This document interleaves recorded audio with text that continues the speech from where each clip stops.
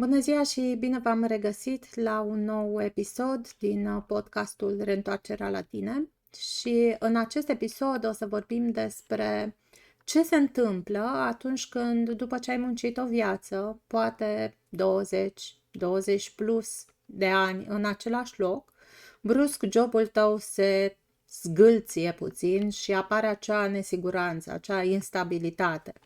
Și senzația că ceea ce ai construit în tot acest timp nu contează, că nu mai este sigur, poate că ai primit e-mail despre restructurări și vom vedea ce se schimbă după 50 de ani, ce se activează în subconștient, vom avea și câteva exerciții de introspecție, așa că rămâi alături de noi și nu uita să te abonezi. Și așa cum spuneam, în momentul în care ai stat foarte mult în același loc, 20 plus de ani, și brusc auzi că ceea ce tu considerai stabilitate și poate îți făcusești deja planul că o să ieși la pensie de acolo, apare acea incertitudine, acea nesiguranță, încep să apară tot felul de zvonuri sau poate chiar mai mult decât zvonuri, apar mesaje de restructurări.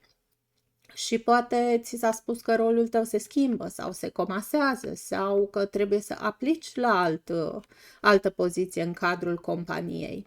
Ce se întâmplă când tu, timp de 20 de ani sau mai mult, ți-ai dedicat viața acelui job?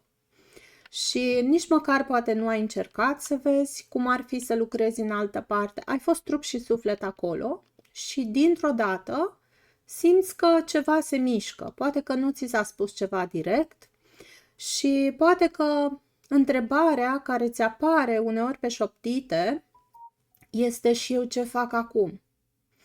Pentru că după 50 de ani nu mai vorbim doar despre un job, mai ales dacă ai stat atât de mult timp în același loc. Vorbim cumva despre identitate.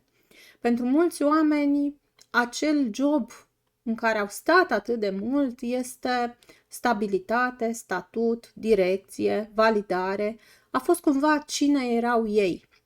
Și dacă ai lucrat și tu 20, 25, 30 de ani într-un domeniu, acel rol cumva devine o parte din tine și nu spui doar lucrezi la X companie.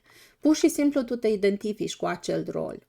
Și când firma respectivă spune că apar restructurări, nu se zguduie doar o poziție de pe organigramă, ci pur și simplu se zguduie și toată povestea ta interioară, pentru că în subconștient, ok, la nivel conștient tu poate spui, o să văd eu ce o să fac, mă descurc, nu e nicio problemă, mai am experiență, însă în subconștient încep să ruleze deja o serie de alte programe. Programe care îți spun și eu ce o să fac acum, poate sunt prea bătrână ca să o iau de la început, cine o mai angajează la vârsta aceasta, dacă nu mai lucrez aici, cine sunt eu, nu mai sunt utilă, nu mai sunt relevantă, nu mai sunt importantă, sunt alte persoane mai tinere care pot să acceseze aceste locuri și ce trebuie să știi este că acestea nu sunt doar simple gânduri. Sunt de cele mai multe ori niște credințe vechi care sunt poate preluate din familie sau din societate, de la prieteni sau, de ce nu, și din alte vieți. Și sunt generații întregi care au învățat că după o anumită vârstă devii din ce în ce mai mic, mai nesemnificativ, trebuie să-i lași pe ceilalți să iasă în față, nu mai contezi, nu mai ești important, ești dat deoparte. Și subconștientul nu operează cu logica prezentului, operează cu supraviețuirea, cu siguranța. Și în momentul în care tu ai deja această frică de a-ți pierde statutul, jobul, resursele și așa mai departe, începi să iasă la suprafață o mulțime de lucruri și poți să descoperi că ai o mulțime de credințe care te limitează. Și ca să-ți dau un exemplu, o situație pe care am întâlnit-o destul de des, să spunem că este o femeie, ipotetic vorbind, la 54 de ani, care este poate în aceeași companie de 20 de ani, 20-25 de ani, nu are importanță, a evoluat, a crescut odată cu firma, a intrat copil la 20 și acum se trezește că a stat o viață întreagă acolo, a fost respectată, a evoluat, a urcat pe diferite poziții, a fost considerată poate stâlpul echipei și într-o zi se spune că firma trebuie să restructureze poziții, că rolul ei se va comasa poate cu alt departament și poate că chiar dacă nu reacționează imediat, undeva în interior ceva se rupe. Chiar dacă nu este concediată, nu mai este aceeași motivație, aceeași dedicație, nu mai doarme bine, da? Deci este foarte posibil să apară tot felul de alte simptome, devii ușor iritabilă, te întrebi în mod obsesiv, chiar dacă nu verbalizezi, dar în subconștient te întrebi, ok, și eu ce o să fac acum? Unde mă duc dacă plec? Cine mă mai angajează? Începi să te compari, să-i vezi pe colegii mai tineri, poate, din jurul tău și începi să te compari cu ei și cumva toată această experiență pe care tu ai acumulat-o și pe care ei cu siguranță nu o au, în ochii tăi nu mai valorează nimic, deși ea valorează enorm. Doar că apare această comparație și din cauza că ai aceste credințe limitative, care îți spun sunt prea bătrână ca să mă mai angajez acum, în altă parte, sau trebuie să-i las pe alții mai tineri în locul meu, cumva te autosabotezi. Și nu este vorba că tu te micșorezi, ești neimportantă, nesemnificativă. Nu, de fapt, în interiorul tău se acționează un substrat foarte vechi, cum ar fi frica de pierdere, frica de eșec, frica de sărăcie, poate, frica de a-ți pierde resursele, banii, frica de a nu rămâne singur, rușinea poate, ce o să mă fac eu, ce o să zică lumea, dacă după atâta timp acum o să rămân fără acest job care pentru mine a însemnat totul. Este și acea nesiguranță care apare, deci sunt o mulțime de lucruri care pot să apară.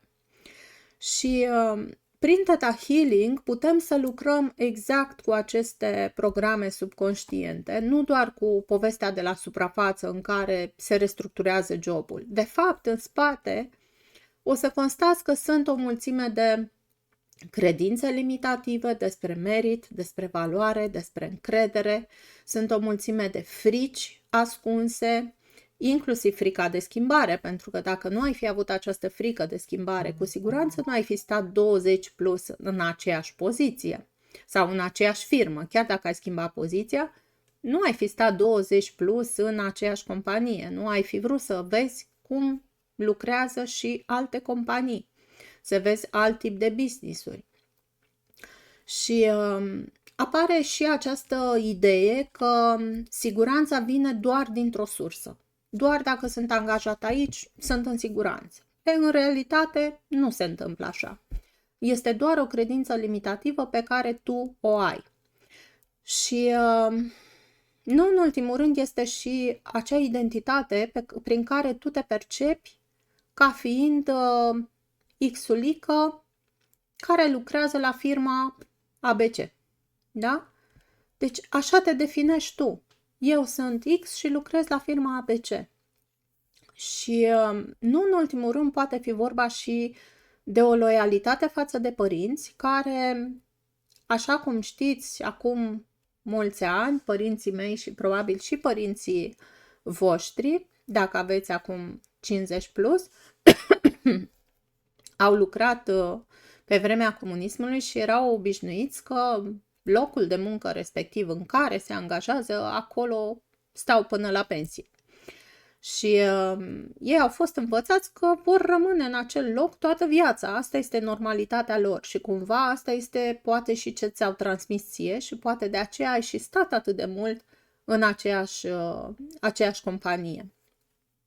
Și atunci când reușim să eliberăm, să identificăm în primul rând toate aceste credințe limitative care te sabotează, toate fricile, toată această neîncredere, rușine, nesiguranță și așa mai departe, nu înseamnă că dispare realitatea externă. Jobul în continuare se va restructura, însă dispare acea frică, acea paralizie, teama pe care o simți doar la ideea că se va face o restructurare și că e posibil ca tu să nu mai lucrezi acolo. Și în momentul în care reușești să eliberezi toate aceste credințe limitative și frici, apare și claritatea, apare acel sentiment că ai o opțiune. Există o opțiune, există viață și după acea companie. Nu se termină pământul cu acea companie. Și poate ai atât de multe calități și atât de multe lucruri pe care ai putea să le faci chiar și pe cont propriu, dar la care poate nici n-ai îndrăznit să visezi până acum.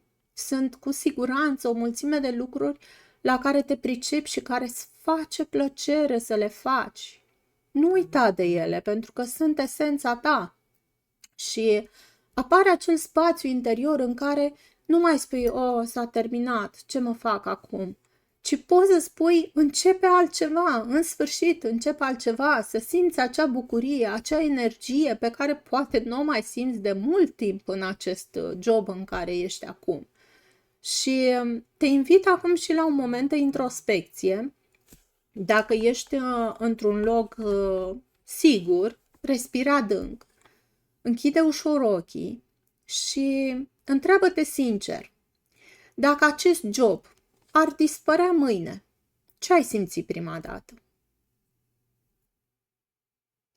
Ai simțit frică, ai simțit furie, ai simțit un gol, ai simțit o ușurare, ai simțit bucuria că în sfârșit, într-un fel sau altul, poate forțată, te vei apuca să faci ceva ce îți face cu adevărat plăcere? Apoi întreabă-te ce crezi despre tine la vârsta pe care o ai, de 50 plus. Ce crezi despre tine? Crezi că ai ajuns la final? Crezi că este o etapă de recalibrare? Ce crezi? Dă-ți voie să te asculți, pentru că cu siguranță nu te-ai mai ascultat de foarte mult timp. Ascultă-te și întreabă-te cine ești tu dincolo de acea carte de vizită pe care o ai. Cine ești tu? Pentru că tu nu ești doar Maria sau Ionela sau mai știu eu cine de la compania X. Cine ești tu? Acolo este răspunsul și lasă răspunsul să vină, primul răspuns care îți vine în minte, acela este răspunsul tău. Nu încerca să-l controlezi, nu încerca să-l corectezi, nu încerca să aduci perfecțiunea în acest răspuns, lasă-l să vină. S-ar putea să vină un răspuns care să te surprindă, să vină de nicăieri și să nici nu-l înțelegi în prima fază. Lasă-l să vină și apoi încearcă să înțelegi ce a vrut să-ți spună acel răspuns. Pentru că în acel răspuns este de fapt toată conversația pe care subconștientul tău o poartă cu tine.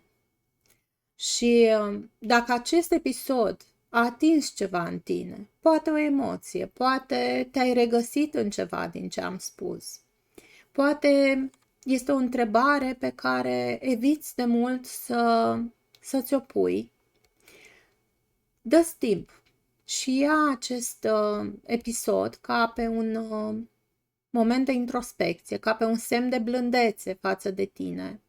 Și poate că este momentul să începi să navighezi pe propriile tale picioare. Poate este momentul să devii un explorator. Poate este momentul să găsești toate acele credințe care te țin blocat sau poate se activează în fața acestei incertitudini. Și gândește-te până data viitoare, la următorul episod, că uneori nu pierdem un job. Uneori suntem invitați, chiar dacă modul în care se întâmplă poate nu ți se pare cel mai bun, suntem invitați să ne întoarcem la noi. să ne ascultăm sufletul, să ne redescoperim, să vedem ce ne face plăcere cu adevărat, ce ne mișcă. Și scrie-mi și tu în comentarii ce ai simțit ascultând acest episod din podcast, dacă te-ai regăsit în el. Cum te-ai simțit dacă ai trecut printr-o situație similară sau cum te simți acum dacă ești într-o situație de genul acesta. Și dă-ți voie să crezi în tine. Viața nu se termină nici la 50, nici la 60. Viața nu se termină pentru o cifră. Viața se termină în momentul în care tu alegi să crezi că s-a terminat și subconștientul tău va face tot posibilul să-ți arate că așa este, că ai dreptate.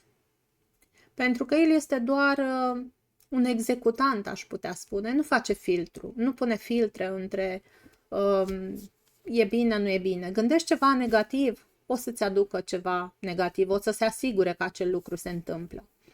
Dacă te gândești că se fac restructurări și cu siguranță eu sunt prima pe listă și voi fi dat afară, cu siguranță, cel mai probabil așa se va întâmpla.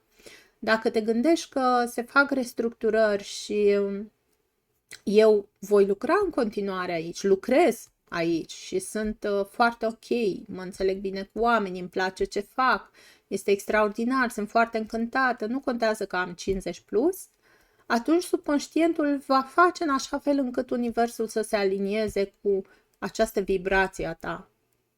Așa că ascultă sufletul și încearcă să nu te rogi niciodată, Doamne ajută să nu mă dea pe mine afară.